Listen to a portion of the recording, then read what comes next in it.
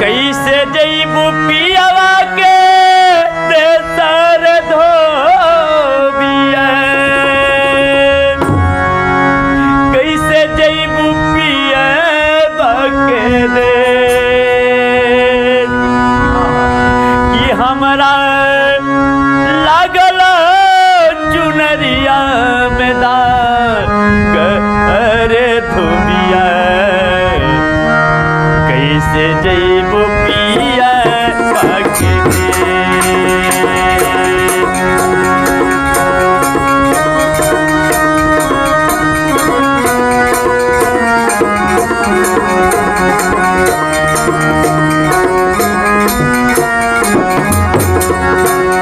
कैसे जईबू पिया के देसर धोबिया कैसे जईबू पिया बकरे कि हमरा लगल चुनरिया में दाग रे धोबिया कैसे जईबू पिया बकरे लगल चुनरिया में दाग रे धोबिया कैसे जईबू पिया पाके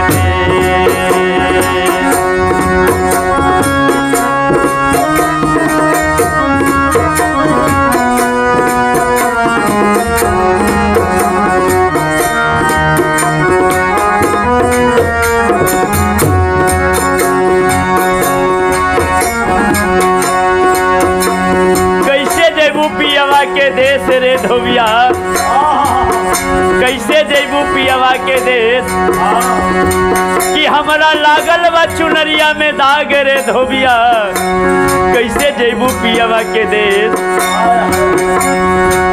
बाबा गोस्वामी तुलसीदास जी अपना चौपाई में लिख लखीन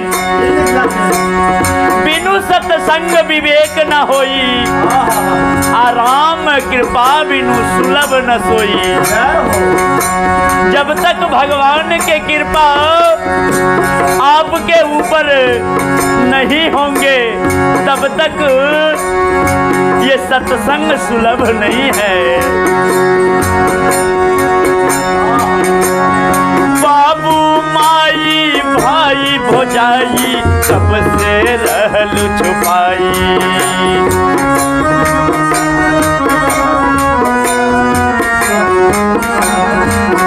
हाँ बाबू माई भाई भौजाई सबसे रहलु छुपाई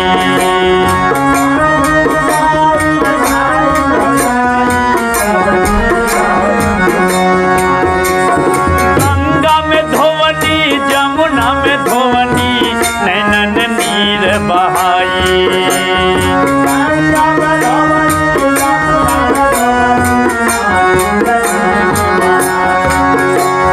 बाबू माई भाई भौजाई सबसे रहलु छुपाई गंगा में धोवनी जमुना में धोवनी नैनन नीर बहाई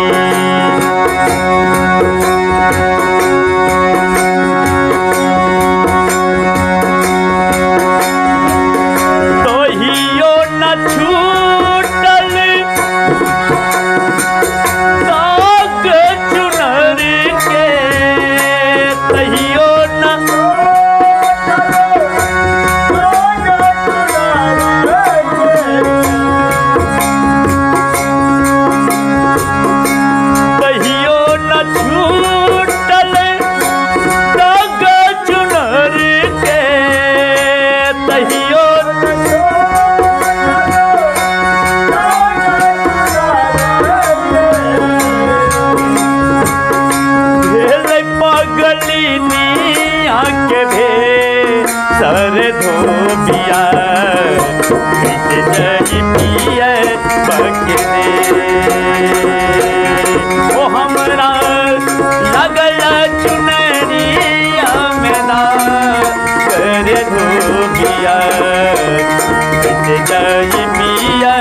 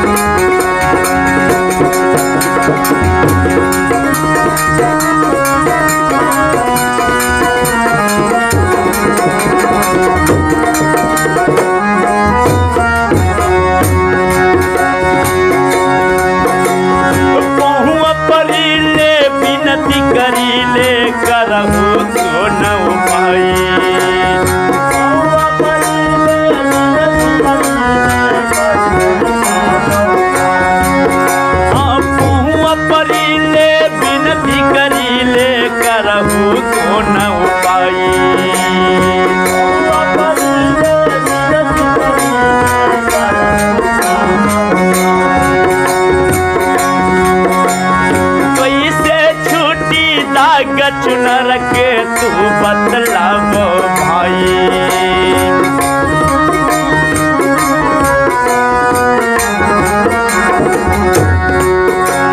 पहुआ परीले विनती करीले करहु कौन उपाय भैया करहु कौन उपाय।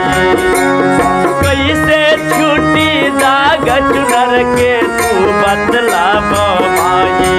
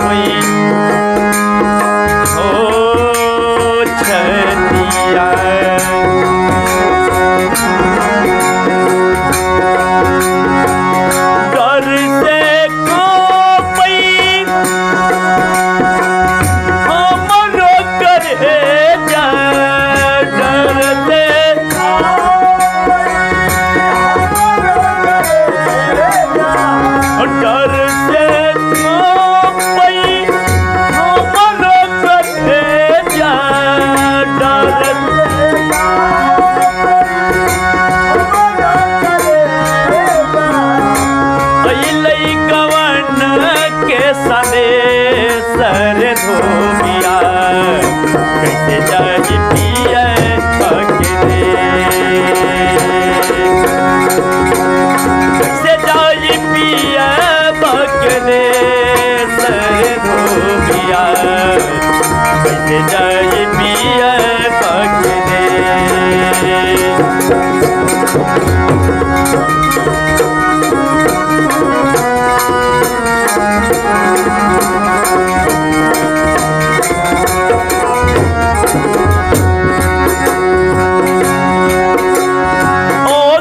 घटिया जाहू है सुनरी सतगुरु जी है बेटाई।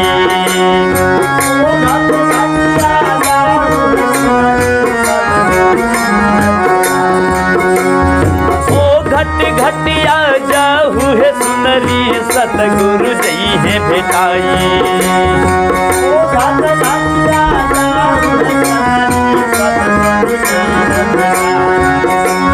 सतगुण पावन सत के साबुन दी है दाग छुड़ाई।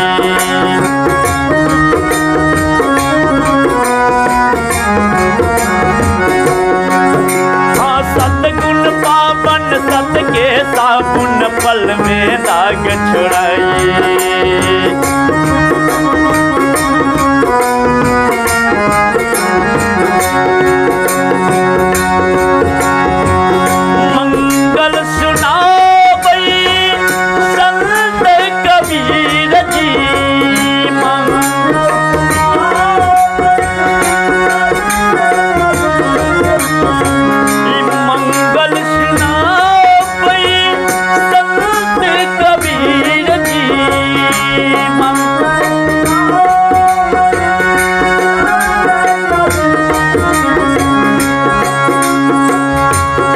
मिट्टी मन के कले सर धोबिया मंगल सुना पई संत कबीर की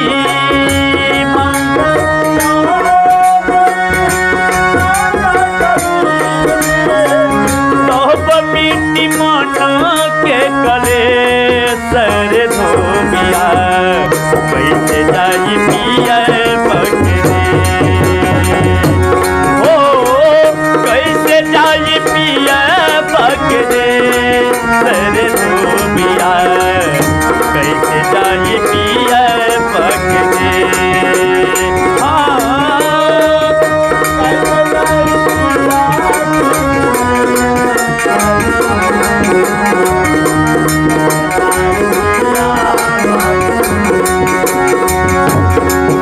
कैसे जाई पिया के तर धोबिया कैसे जाई पिया कैसे जाई पिया पकड़े हमारा लागल चुनरिया में कर धोबिया कैसे जाई पिया पकड़े वो हमरा लागल चुनरिया में कर धोबिया कैसे जाई पिया पकड़े कैसे जाई पिया पकड़े कैसे जाई पिया पकड़े। प्रेम से बोलिए गुरुदेव।